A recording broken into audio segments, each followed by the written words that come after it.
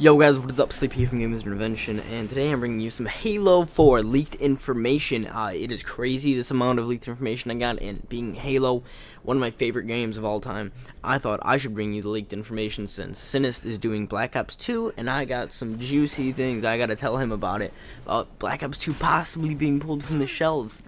Anyways, the new kind of currency system, as we had in originally Halo, and I believe in the original Black Ops, was kind of like you would unlock new helmets, new like helmet color or visor colors and things like this. But it's gonna be called Spartan points. These will be, they'll still be able to buy armor abilities, and for this second thing called Spartan Ops, it's gonna be kind of like Spec Ops, I suppose, in Black Ops, but it's gonna be running off a story kind of, and they're gonna add DLC to kind of continue the story on and on and on. I figure it's gonna kind of be like one or two people, you come across this guy, and when you were blowing up this, and then the DLC would be like, oh, well now it's from this guy's perspective, while you're doing that, he's doing this, and blah, blah, blah, blah, to kind of completely tie in one universal story from all different perspectives. And then there's gonna be something that you might know as a YouTube series or animated series, or well, now it's kind of animated, but it's gonna be called Red vs Blue, I suppose. It's gonna be kind of like training, I guess. I think it's gonna be like combat training from Call of Duty. So they're just ripping things like Spartan Ops. I mean, come on, Spartan Ops, Spec Ops, and I think Red vs Blue is gonna be kind of like combat training, and something that I really enjoyed. Sprint, me being always a fast-paced player, but Halo 3 still managed to keep me on my toes. It's gonna be a standard armor ability, which means you don't have to pick it up or have it on any special game type. You're just gonna be able to have it 24/7 at all times, which is, I think, is really cool. Except I'm not happy that they're bringing back armor abilities.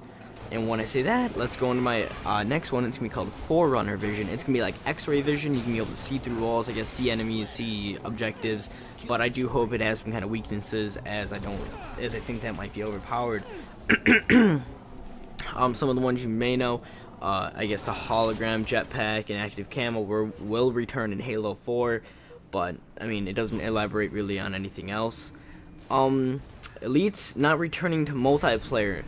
Apparently there's not much detail that was given related to Elites coming back in multiplayer, but I think it might still be like Spartan versus Elites as Invasion, but that's not guaranteed yet. But I really did enjoy that, Spartans versus Elites, as it was kind of a universal idea that Halo kind of pitched to us from like Halo 1 and Halo 2. It was that always the Spartans and the Elites kind of were enemies, until Halo 3 when they kind of united against, I think it was the Flood and maybe someone else, I guess the Brutes and things like that, but I don't remember I guess the Covenant, I don't really know. I'm sorry, I didn't follow the whole storyline. Second, grenades. There's not any really talk about grenades, but as we all believe, grenades have been a part of Halo and Call of Duty and everything. I'm gonna think maybe the frag and sticky grenades or plasma grenades will be back, but I'm not sure about spike grenades yet. There's really no explanation for Firefight or anything about it, but I feel as if since it was already introduced in Halo 3 ODST and Halo Reach, they're gonna have to bring it back. It's like once you add a feature to a game and it's a big feature, you can't just take it away. I think that's why they had to add armor abilities, but I really hated armor abilities. Regicide is going to be a new game type. It's free-for-all related. It's similar to VIP.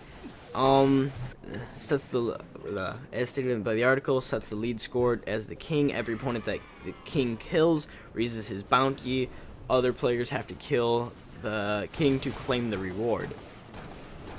I suppose maybe this will be intertwined with Spartan points or certain XP about leveling up, where he keeps gaining it by kills, and if you kill him, you get it all. So that's gonna be kind of fun. And just now there's gonna be a distraction and revenge kills. Don't feel bad anymore for anyone for not killing a single person in the game. You can get a medal for being a distraction. Oh, you just got killed and now you're raging at the player. Calm down and get rewarded for hunting down the guy that just killed you.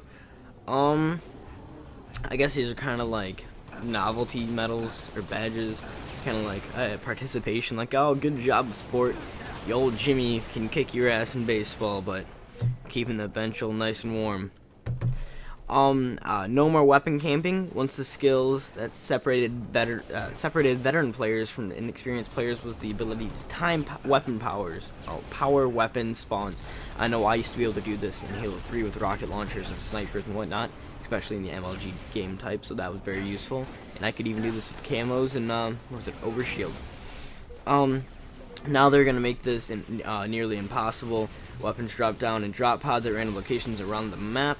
You kind of see they had kind of weapon drops in the campaign, and even if you go to the map High Ground on Halo 3, you'll be able to see one. It has, I believe, a standard SMG in it, and maybe sometimes a grenade or something, but I just remember that. And there is enemy drops in Halo Reach, so I guess it'd be kind of like that, but just smaller scale. No more respawn delays immediately after you die. By tapping the X button, you are sent back into the match. This is just like Call of Duty. I've never watched a kill cam, like never actually watched it. Maybe just forgot to hit the button for a second and immediately hit it for so long, just because it's not useful to me. And joining in progress games to solve the quitting problem. 343 implemented the ability to join games that are in progress. Another feature taken from Call of Duty, or not just from Call of Duty, but I guess in general that Halo never had it before. I really like that about Halo. If a quitter quit, their team had to suffer but the dude knew the circumstances, and so did the team, by not playing with a full team or playing with someone who is incapable of not rage quitting. So I think now joining in progress games is really gonna affect it. And I say since Halo 3, I kind of liked Halo ODST. I played it, beat the whole game in an entire night, but Halo 3 was definitely one of the better days for Halo as a franchise. Bungie and now 343 kind of ruined it with armor abilities and join in progress and all these other things that just Halo was just a story and multiplayer. Yet people could still play that and have fun with that for years until the next Halo came out. But they had to ruin what was good.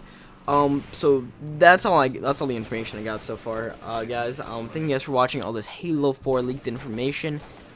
Get back to me on what you guys think. What are your opinions? What do they add? What did they steal from other video games? Because that's really all games are nowadays.